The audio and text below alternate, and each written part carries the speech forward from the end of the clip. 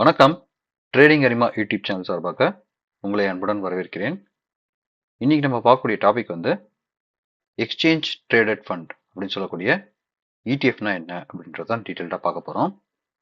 நம்ம இடிஎஃப்னா என்னன்னு பார்க்கறதுக்கு முன்னாடி இண்டெக்ஸ்னா என்ன அப்படின்றத டீட்டெயிலாக தெரிஞ்சுக்கிட்டோம் அப்படின்னா இடிஎஃப்பை பற்றி நமக்கு கண்டிப்பாக ஒரு புரிதல் வரும்.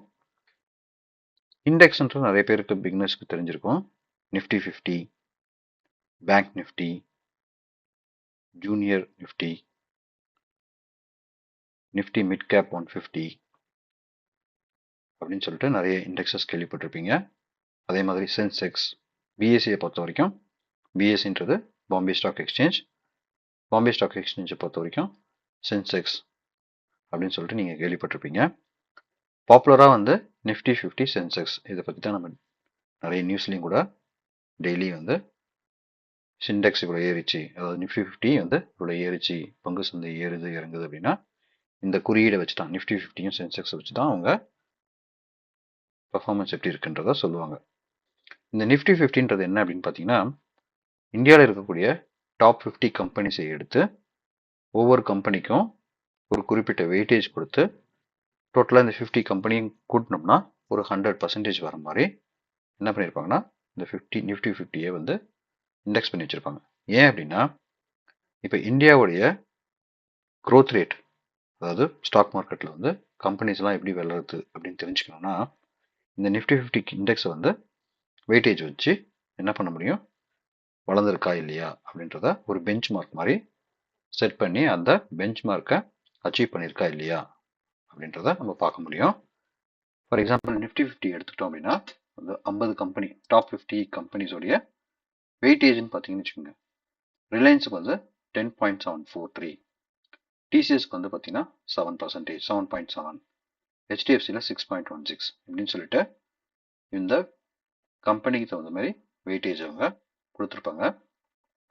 அதே மாதிரி சரியாக பர்ஃபார்ம் பண்ணாத கம்பெனி என்ன பண்ணுவாங்கன்னா ரிமூவ் பண்ணிவிட்டு நல்லா பர்ஃபார்ம் பண்ண கம்பெனியை இதில் ஆட் பண்ணி நிஃப்டி 50யில் அப்டேட் பண்ணியிருப்பாங்க. ஸோ இப்போ நமக்கு நல்ல கம்பெனியை வாங்கணும்னு முடிவு பண்ணுறோம் அப்படின்னா ஒன்று இந்த நிஃப்டி 50 இருக்கக்கூடிய டாப் 50 கம்பெனிஸையும் ஒன்று ஒன்றா நம்ம வந்து நம்ம ட்ரேடிங் அக்கௌண்ட்டில் போய் வாங்கலாம். அப்படி இல்லை அப்படின்னா டைரெக்டாக இந்த 50 கம்பெனி என்ன பண்ணலாம், இண்டெக்ஸில் வாங்கலாம். அப்போ இண்டெக்ஸில் வாங்கணும் அப்படின்னா நீங்கள் டைரெக்டாக இண்டெக்ஸில் அப்படி வாங்க முடியுமான்னு கேட்டிங்கன்னா வாங்க முடியாது. அதுக்கு தான் வந்து இடிஎஃப் அப்படின்னு சொல்லக்கூடிய எக்ஸ்சேஞ்ச் ட்ரேடட் ஃபண்ட் அதை நம்ம வாங்கலாம்.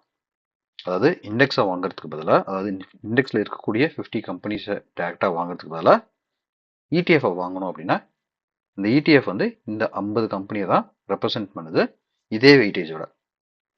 இந்த இடிஎஃப்பை பொறுத்த வரைக்கும் இதை வந்து பேசிவ் மேனேஜ்டு ஃபண்ட் அப்படின்னு சொல்லுவாங்க. அப்போ ஆக்டிவ் மேனேஜ்மெண்ட்னா என்ன, பேசிவ் மேனேஜ்மெண்ட்னா என்ன அப்படின்னு தெரிஞ்சுக்கணும். ஒரு ஃபண்ட் ஹவுஸ், அதாவது இப்போ மியூச்சுவல் ஃபண்டோ இல்லை வந்து ஏஎம்சி அப்படின்னு சொல்லக்கூடிய அசட் மேனேஜ்மெண்ட் கம்பெனி என்ன பண்ணணும் அப்படின்னா அவங்க எந்த கம்பெனி நல்லா போகுது அப்படின்றத அனலைஸ் பண்ணி அதை என்ன பண்ணுவாங்கன்னா ஒரு ஃபண்ட் மேனேஜர் அசைன் பண்ணி அந்த ஃபண்ட் மேனேஜர் தான் என்ன பண்ணுவாங்கன்னா ஒரு ஃபண்டை வந்து மேனேஜ் பண்ணுவார். இப்போ எந்த கம்பெனி வாங்கணும், எந்த கம்பெனியை விற்கணும், எதை வந்து நல்லா பெர்ஃபார்ம் பண்ணுது அப்படின்றதெல்லாம் பார்த்து அந்த கம்பெனியில் இன்வெஸ்ட் பண்ணுவார். அதுக்கு ஒரு ஃபண்ட் மேனேஜர் இருப்பார். ஸோ இப்போ இந்த ஃபண்ட் மேனேஜருக்கு நம்ம என்ன பண்ணுவோம் அப்படின்னா நீங்கள் கொடுக்கக்கூடிய மியூச்சுவல் ஃபண்டில், ஃபார் எக்ஸாம்பிள் மியூச்சுவல் ஃபண்டில் நீங்கள் வந்து இது வந்து மியூச்சுவல் ஃபண்டில் சொல்கிறேன், மியூச்சுவல் ஃபண்டில் வந்து நீங்கள் இன்வெஸ்ட் பண்ணுறீங்க அப்படின்னா அவங்க என்ன பண்ணுவாங்கன்னா அந்த ஃபண்ட் ஹவுஸ் வந்து ஒரு ஃபண்ட் மேனேஜர் அசைன் பண்ணுவாங்க. அந்த ஃபண்ட் மேனேஜர் தான் என்ன பண்ணுவாங்கன்னா நீங்கள் கொடுக்கக்கூடிய ஃபண்டை வந்து மேனேஜ் பண்ணி எந்த கம்பெனியில் இன்வெஸ்ட் பண்ணணுன்றத இன்வெஸ்ட் பண்ணி உங்களுக்கு ரிட்டர்ன்ஸை கொடுப்பாரு. அதனால் அவருக்கு என்ன பண்ணுவோம் அப்படின்னா இந்த ஃபண்ட் மேனேஜருக்கான ஃபீஸ் அப்படின்னு சொல்லிட்டு எக்ஸ்பென்ஸ் ரேஷியோ அப்படின்றத கலெக்ட் பண்ணுவாங்க. ஸோ நீங்கள் கொடுக்கக்கூடிய அமௌண்ட்டில் இந்த எக்ஸ்பென்ஸ் ரேஷியோவை கழிச்சிட்டு அதன் பிறகு தான் அவங்க இன்வெஸ்ட் பண்ணுவாங்க. பட் அதை வந்து என்ன சொல்லுவாங்கன்னா ஆக்டிவ் மேனேஜ்டு ஃபண்ட், ஏன்னா ஒருத்தர் ஆக்டிவாக அதை பார்த்து இன்வெஸ்ட் பண்ணுவார். இது ஏன் பேசிவ் மேனேஜ்மெண்ட்னு சொல்கிறோம் அப்படின்னா நிஃப்டி 50யில் இருக்கக்கூடிய அதே வெயிட்டேஜில் என்ன பண்ண போகிறாங்கன்னா அதே விகிதாச்சாரத்தில் இவங்க என்ன பண்ணுவாங்கன்னா இந்த ஃபண்ட் ஹவுஸில் இந்த ஃபண்டை கரெக்டாக வாங்குவாங்க. ஃபார் எக்ஸாம்பிள் இப்போ வந்து பார்த்தீங்கன்னா 1 லட்ச ரூபா இருக்குது அப்படின்னா அந்த 1 லட்ச ரூபாயை 10.743%ல ரிலையன்ஸையும் 7.709%ல டிசிஎஸையும் 6.16%ல HDFCலையும் இதே மாதிரி வெயிட்டேஜில் என்ன பண்ணுவாங்கன்னா அந்த ஷேர்ஸை வாங்கி மெயின்டைன் பண்ணுவாங்க. ஸோ அந்த ஃபண்டில் நீங்கள் வந்து இன்வெஸ்ட் பண்ணோம் அப்படின்னா அதுதான் எக்ஸ்சேஞ்ச் ட்ரேடட் ஃபண்டு. அதை வந்து நீங்கள் இந்த 50 கம்பெனியை வாங்குறதுக்கு பதிலாக டைரெக்டாக அந்த இடிஎஃப்பை வாங்கலாம். சரி, வேறு என்ன அட்வான்டேஜ் இருக்குது அப்படின்னு பார்த்தீங்கன்னா, மியூச்சுவல் ஃபண்டில் பொறுத்த வரைக்கும் நீங்கள் எக்ஸிட் ஆகணும், அதாவது நீங்கள் வந்து நீங்கள் உங்கள் பணத்தை எடுக்கணும் அப்படின்னா இந்த மார்க்கெட்டில், அதாவது ஸ்டாக் மார்க்கெட்டில் முடிஞ்சக்கப்புறம் தான் நீங்கள் என்ன பண்ண முடியும், 5 o'clock அப்புறம் தான் அந்த என்ஏவி வந்து எக்ஸிட் பண்ணி உங்களுக்கு ட்ரேடிங் ப்ளஸ் 2 days கிடைக்கும். ஆனால் நீங்கள் இன்றைக்கி இப்போயே வாங்கி விற்கணும் அப்படின்னு நினச்சிங்கன்னா அப்போ இடிஎஃப்பை பொறுத்த வரைக்கும் மார்க்கெட் ஓப்பன் ஆனோடனே நீங்கள் அந்த எக்ஸ்சேஞ்ச் ட்ரேடட் ஃபண்டை எப்படி ஒரு கம்பெனியோட ஷேர்ஸை வாங்கி விற்கிறோமோ அதே மாதிரி இந்த இடிஎஃப்பையும் வாங்கி விற்க முடியும். இதுதான் வந்து எக்ஸ்சேஞ்ச் ட்ரேடருடைய அட்வான்டேஜ். சரி, நம்ம ஒரு இடிஎஃப்பை வாங்குறதுக்கு முன்னாடி என்னென்னலாம் பார்க்கணும் அப்படின்னு பார்த்தீங்கன்னா, அதுக்கு முன்னாடி என்னென்ன இடிஎஃப்லாம் இருக்குது அப்படின்னு தெரிஞ்சுக்கிட்டோம்னா இன்னும் ஈஸியாக இருக்கும். ஃபஸ்ட்டு இண்டெக்ஸஸை பொறுத்த வரைக்கும் நமக்கு ப்ராடராக அவங்க எப்படி கிளாஸிஃபை பண்ணியிருக்காங்க அப்படின்னா, ப்ராட் மார்க்கெட் இண்டெக்ஸ், அது நிஃப்டி 50. நெக்ஸ்ட் 50ன்றது இந்த டாப் 50க்கு அப்புறம் இருக்கக்கூடிய அடுத்ததாக 50யாக வரக்கூடிய கம்பெனிஸ், அதுதான் நெக்ஸ்ட் 50ன்னு சொல்லுவாங்க.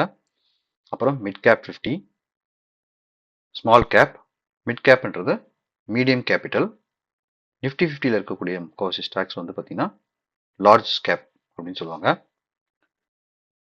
நிஃப்டி மிட் கேப்ன்றது மீடியம் கேபிட்டல், ஸ்மால் கேப்ன்றது ஸ்மால் கேபிட்டல். ஓகேங்களா?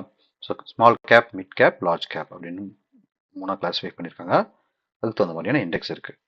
அதே மாதிரி செக்டார் வைஸ் எக்ஸாம்பிள், இப்போ நீங்கள் ஆட்டோமொபைல் செக்டரில் இன்வெஸ்ட் பண்ண நினைக்கலாம், அப்போ ஆட்டோ இண்டெக்ஸ் உடைய பீஸை வந்து வாங்கலாம், அதாவது இடிஎஃப்ஐ வாங்கலாம். Bank, PSU bank, media, IT, pharma, real estate அப்படின்னு சொல்லிட்டு நீங்கள் ஒவ்வொரு செக்டார்லையுமே நீங்கள் என்ன பண்ண முடியும், நம்ம இடிஎஃப்ஐ வாங்க முடியும். பட் டேரெக்டாக என்ன பண்ண முடியாதுன்னா இண்டெக்ஸை வாங்க முடியாது. இண்டெக்ஸ் பதில் இடிஎஃப்ஐ வாங்கலாம். சரி, நம்ம முன்னாடி சொன்ன மாதிரி நிஃப்டி 50யில் இருக்கக்கூடிய வெயிட்டேஜில் அப்படி இருக்குது. இப்போ சப்போஸ் நீங்கள் வந்து ஒரு ஃபார்மா கம்பெனிஸோடைய நம்ம இண்டெக்ஸை வாங்கணும் அப்படின்னு நினச்சோம்னா, இடிஎஃப்ஐ வாங்கணும்னு நினச்சோம்னா, அந்த கம்பெனிஸ்லாம் என்னென்ன கம்பெனிஸ் இருக்குது, அது எவ்வளோ வெயிட்டேஜ் இருக்குன்னு தெரிஞ்சுக்கிட்டு அதன் பிறகு நம்ம வாங்கணும். இப்போ நீங்கள் பார்த்தீங்க அப்படின்னா, ஃபார்மாவை பொறுத்த வரைக்கும் Sun Pharma, Cipla, Zydus life science, Divi's labs, doctor Reddy அப்படின்னு சொல்லிட்டு வந்து பார்த்தீங்கன்னா உங்களுக்கு லிஸ்ட் ஆஃப் கம்பெனிஸ் வந்து இந்த ஃபார்மா இண்டெக்ஸில் இருக்கும். சன் ஃபார்மா மட்டுமே கிட்டத்தட்ட 25% இருக்குது. ஒருவேளை நீங்கள் வந்து இந்த இடிஎஃப், இதுக்கு ரிலவெண்ட்டான இடிஎஃப்ஐ வாங்கணும்னு நினச்சிங்கன்னா, சன் ஃபார்மா மட்டுமே கிட்டத்தட்ட ஒரு 25% அந்த இடிஎஃப்ல வாலட்டிலிட்டி இருக்கும். அதாவது நீங்கள் அது மேலே கீழே இறங்குறதை பொறுத்து 0.25%, அதாவது ஒரு இது வந்து டோட்டலாக 100% இருக்கும். அதில் நீங்கள் வந்து இந்த இண்டெக்ஸ் மூவ் ஆகிறதுக்கு சன் ஃபார்மாவை ஏற்றத்தை பொறுத்த வரைக்கும் அதோடைய இம்பேக்ட் வந்து 0.25, ஒன்றில் 0.25% வந்து அதோடைய சன் ஃபார்மாவை பொறுத்த வரைக்கும், அதாவது 25% வந்து பார்த்தீங்கன்னா அதில் மேலே கீழே போவதற்கான வாய்ப்பு இருக்குது அப்படின்றது தான் இதை இண்டிகேட் பண்ணுது. சரி, அடுத்தது நம்ம வந்து எப்படி வந்து இடிஎஃப்ஐ வாங்குறது அப்படின்னு பார்த்தீங்கன்னா, நான் சொன்ன மாதிரி ஏஎம்சின்னு சொல்லக்கூடிய அசட் மேனேஜ்மெண்ட் யூனிட்டில், கம்பெனியில் ஏஎம்சி அசட் மேனேஜ்மெண்ட் கம்பெனி, அந்த கம்பெனியில் வந்து பொறுத்த வரைக்கும் உங்களுக்கு நிப்பான் இந்தியா அப்படின்ற அசட் மேனேஜ்மெண்ட் கம்பெனி வந்து பீஸ் அப்படின்ற பேரில் இடிஎஃப் வந்து அவங்க ரிலீஸ் பண்ணியிருக்காங்க. ஸோ அதை பொறுத்த வரைக்கும் இப்போ நிஃப்டி 50 வாங்கணும்னு நினச்சோம்னா நிஃப்டி பீஸ் அப்படின்றத வாங்கலாம். அதே பேங்க் நிஃப்டி வாங்கணும்னு நினச்சோம்னா பேங்க் பீஸ். மிட் கேப் 150 வாங்கணும் அப்படின்னா மிட் 150 பீஸ். நீங்கள் கோல்டுக்கு பதிலாக நீங்கள் வந்து கோல்டில் இன்வெஸ்ட் பண்ணணும்னு நினைக்கிறீங்க அப்படின்னா அதுக்கு பதிலாக கோல்டு பீஸை வாங்கிக்கலாம். So gold piece. அதே மாதிரி சில்வர் பீஸ். ஒரு ஐடி கம்பெனியில் இருக்கக்கூடிய ஷேர்ஸை வாங்கணும்னு நினச்சோம்னா ஐடி பீஸ். ஸோ இது மாதிரி வந்து நிப்பான் இந்தியாவில் இருக்கக்கூடிய ஷேர்ஸ் இது. சரி, இப்போது இந்த மாதிரி வேற என்னென்ன பேங்க்ஸோ ஏஎம்சியோ கொடுக்குறாங்க அப்படின்றத நம்ம கம்பேர் பண்ணி பார்க்கலாம். அதுக்கு முன்னாடி இந்த இந்த பீஸ் இடிஎஃப்னு சொல்லக்கூடிய இந்த இடிஎஃப்ல வந்து நம்ம என்னென்னலாம் பார்க்கணும் ஃபர்ஸ்ட் அப்படின்றதையும், என்னென்ன பேராமீட்டர்லாம் மெயினாக நம்ம பார்க்கணும் அப்படின்றதையும் நம்ம வீடியோவில் காமிக்கிறேன். அதில் நிறைய சைட்டில் போய் பார்க்கலாம். நான் இப்போ tickertape.in அப்படின்ற சைட்டில் காமிக்கிறேன். அதில் வந்து பார்த்தீங்கன்னா மோரில் கிளிக் பண்ணிங்கன்னா இடிஎஃப்னு வரும். இந்த இடிஎஃப்ஐ கிளிக் பண்ணாவே உங்களுக்கு நிஃப்டி 50 அதுமாதிரி நீங்கள் எது வேணால் பண்ணலாம். ஃபார் எக்ஸாம்பிள் இப்போ நான் வந்து நிஃப்டி 50 எடுத்துப்போம்.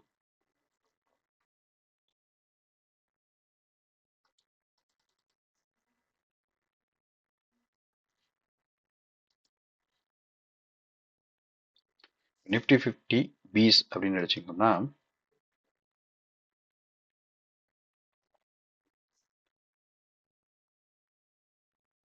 ஓகே, இது நிப்பான் இந்தியாவுடைய ETF. அதாவது நிஃப்டி 50ல இருக்கக்கூடிய ETF வாங்கணும்னு நினைச்சோம்னா நிப்பான் இந்தியா ETF வாங்கலாம். மெயினாக நம்ம பார்க்க வேண்டியது வந்து அசட் அண்டர் மேனேஜ்மெண்ட் அப்படின்னு சொல்லக்கூடிய எவ்வளோ வந்து இந்த கம்பெனி இந்த அசட்டில் ஹோல்ட் பண்ணுறாங்க அப்படின்னு பார்த்தீங்கன்னா கிட்டத்தட்ட நிஃப்டி 50 ETF பொறுத்த வரைக்கும் 23,687 கோடி வந்து அவங்க கலெக்ட் பண்ணியிருக்காங்க. ஸோ இந்த மாதிரி நீங்கள் ஏஎம் வந்து அதிகமாக இருக்கும்பொழுது அதோடைய லிக்விடிட்டி, அதாவது டெய்லி வாங்க வைக்கக்கூடிய வால்யூம் வந்து கண்டிப்பாக அதிகமாக இருக்கிறதுக்கான வாய்ப்பு இருக்குது. ஸோ ஃபஸ்ட்டு நம்ம என்ன பண்ணணும்னா ஏஎம் அதை பார்க்கணும். அடுத்தது எக்ஸ்பென்ஸ் ரேஷியோ அப்படின்னு சொல்லக்கூடிய இந்த ஃபண்டை மேனேஜ் பண்ணுறதுக்கான ஃபீஸ் அப்படின்னு சொல்லலாம். அது வந்து பார்த்தீங்கன்னா 0.04%. இதே நீங்கள் மியூச்சுவல் ஃபண்டு, ஆக்டிவ் மியூச்சுவல் ஃபண்ட்லாம் பார்த்தீங்கன்னா 1%, 1.5%, 0.5% அப்படின்னு வரும். லாங் டேர்மில் நம்ம இன்வெஸ்ட் பண்ணும்போது இந்த எக்ஸ்பென்ஸ் ரேஷியோ வந்து நமக்கு 0.5 1 இருக்கும்போது ரொம்ப அதிகமாக கொடுக்குற மாதிரி இருக்கும். சரிங்களா? ஸோ 10 லட்ச ரூபா 50 லட்ச ரூபா அப்படின்னு நம்ம இன்வெஸ்ட் பண்ணும்போது அது 1%ன்ற போது கண்டிப்பாக வந்து ஒரு ஃபீஸ் வந்து அதிகமாக நமக்கு தெரியும் லாங்காக இன்வெஸ்ட் பண்ணும்போது. அதே மாதிரி இந்த இடிஎஃப்பை பொறுத்த வரைக்கும் நீங்கள் லாங் டேர்மில் ஹோல்ட் பண்ணும்போது தான் உங்களால் வந்து நல்ல ரிட்டர்ன்ஸை பார்க்க முடியும். அகைன் நான் வந்து ஒரு செபி ரிஜிஸ்டர்ட் அட்வைசர் கிடையாது. நீங்கள் இன்வெஸ்ட் பண்ணுறதுக்கு முன்னாடி செபி ரிஜிஸ்டர்ட் அட்வைசர் கிட்ட கன்சல்ட் பண்ணிட்டு அதன் பிறகு பண்ணுங்கள். அடுத்தது வந்து பார்த்தீங்க அப்படின்னா பார்க்கக்கூடியது ட்ராக்கிங் எரர் அப்படின்னு சொல்கிறது. இந்த ட்ராக்கிங் எரர்ன்றது என்னன்னா நம்ம நிஃப்டி 50க்கும் இந்த ஃபண்டுக்கும் எவ்வளோ அந்த வெயிட்டேஜில் இருக்கக்கூடிய டிஃப்ரென்ஸ் எவ்வளோ அதிகமாக இருக்குது அப்படின்னு பார்த்தீங்கன்னா இது வந்து 0.04% தான் அதிகமாக இருக்குது. ஏன்னா நீங்கள் வந்து அதே மாதிரியே வெயிட்டேஜ் அப்படியே மெயின்டைன் பண்ண முடியாது. சில ஸ்மால் மைனர் சேஞ்சஸ் இருக்கிறதுக்கான வாய்ப்பு இருக்குது. ஸோ அது வந்து ரொம்ப ப்ராடாக இருந்தது அப்படின்னா நிஃப்டி 50யோ இல்லை எனி இண்டெக்ஸையோ இது ப்ராப்பராக பிரதிபலிக்காது. ஸோ அதனால் வந்து இந்த ட்ராக்கிங் எரர் வந்து எவ்வளோக்கு கூட கம்மியாக இருக்கோ அவ்வளோக்கு கூட நம்ம வந்து எவ்வளோக்கு எவ்வளோ இந்த இண்டெக்ஸ் ஏறுதோ அதே மாதிரியான இம்பேக்ட் இங்கேயும் வந்து உங்களுக்கு உங்களுடைய இந்த இடிஎஃப்லையும் ஏறும் இறங்கும். அடுத்தது வந்து பார்த்தீங்கன்னா ஹை லிக்விடிட்டி, அதாவது இந்த லிக்விடிட்டி வந்து அது வால்யூம் வந்து அதிகமாக இருக்கா இல்லையா அப்படின்றது ரொம்ப இம்பார்ட்டன்ட். ஏன் அப்படின்னா எப்போ வேணால் வாங்கி விற்கலாம். காரணம் ஹை லிக்விடிட்டி, அதாவது லிக்விடிட்டி அதிகமாக இருக்கும் பொழுது எப்போ வேணால் நம்ம வந்து ஈஸியாக வந்து வாங்கி விற்க முடியும். அகைன் வந்து மார்க்கெட், அதாவது ஸ்டாக் மார்க்கெட்டை பொறுத்த வரைக்கும் ட்ரேடிங் ஹவர்ஸ் ஓப்பன் ஆகும்போது நம்ம வாங்கி முடியறதுக்கு முன்னாடி நம்ம வித்துடலாம். சரிங்களா? ஸோ அப்போதான் நம்ம வாங்கி விற்க முடியும். ட்ரேடிங் ஹவர்ஸ் இல்லாத டைமில் நம்மளால் எதுவும் பண்ண முடியாது. ஸோ இடிஎஃப் பொறுத்த வரைக்கும் எப்படி ஒரு கம்பெனியோட ஷேர்ஸை வாங்கி விற்கிறோமோ அதே மாதிரி தான் இதுலையும் வாங்கி விற்க முடியும். அடுத்தது அப்படின்னு பார்த்தீங்க அப்படின்னா சொன்ன மாதிரி இப்போ கோல்டு இடிஎஃப் வாங்கணும் அப்படின்னு முடிவு பண்ணுறோம்னு வச்சுக்கோங்க. அப்போ நம்ம என்ன பண்ணலாம்னா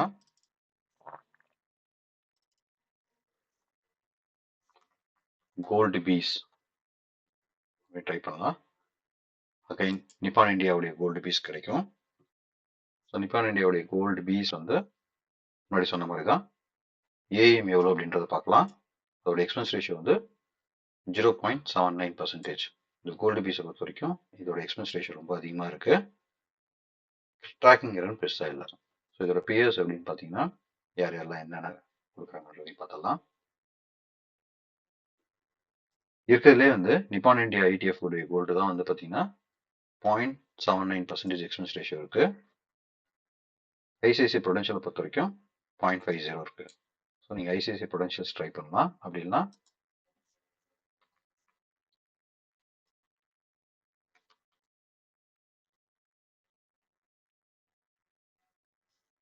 erase.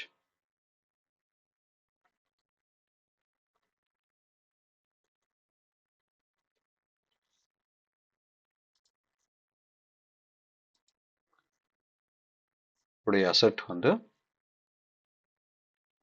இவங்களோட எக்ஸ்பென்ஸ் ரேஷியோ வந்து பார்த்தீங்கன்னா ரொம்ப கம்மியாக இருக்குது. 0.36% தான் ஐசிஐசிஐ ப்ரொடென்ஷியலோட கம்பேர் பண்ணும்போது. நிப்பான் இந்தியா கோல்டை விட கம்பேர் பண்ணும்போது இதோட இது. பட் ஒன்லி திங்கு இது ஏவிஎம் வந்து பார்த்தீங்கன்னா மொத்தமே 226 கோடி தான். ஸோ பட் ஹை லிக்விடிட்டி இருந்தாலும் ஏவிஎம் வந்து ரொம்ப கம்மியாக இருக்குது. பட் ட்ரை பண்ணுறது இருந்தால் பண்ணலாம் கம்பேரிட்டிவ்லி. இதில் கொஞ்சமும் நிஃப்டி அதாவது நிப்பான் இந்தியா இடிஎஃப்லையும் ட்ரை பண்ணலாம். பட் பிகினர்ஸை பொறுத்த வரைக்கும் நீங்கள் வந்து ரொம்ப ஹை ஏவிஎம் இருக்கிறது, அதாவது அதிகமாக இருக்கக்கூடிய ஏவிஎம் வந்து கன்சிடர் பண்ணுறது பெட்டர்னு நான் சொல்லுவேன். அகைன் இது வந்து ரெக்கமெண்டேஷன் கிடையாது.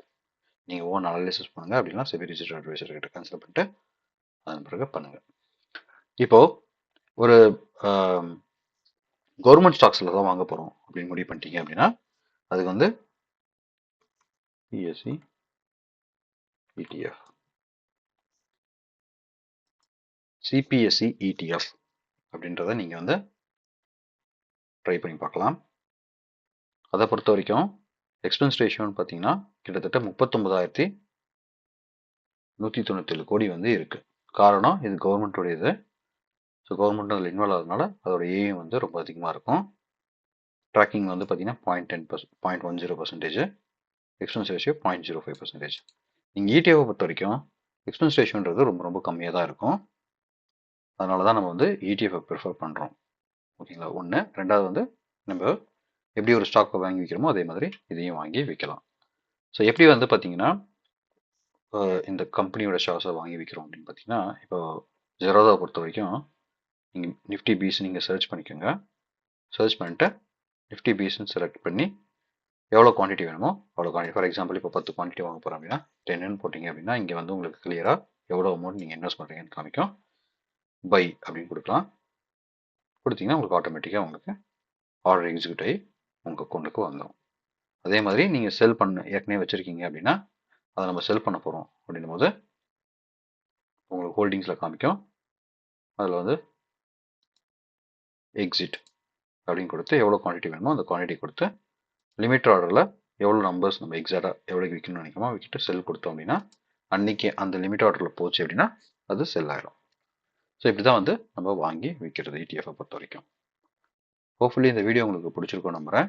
இந்த வீடியோ பிடிச்சிருந்தா லைக் பண்ணுங்கள், ஷேர் பண்ணுங்கள், சப்ஸ்கிரைப் பண்ணாங்க சப்ஸ்கிரைப் பண்ணிக்கங்க. நன்றி, வணக்கம்.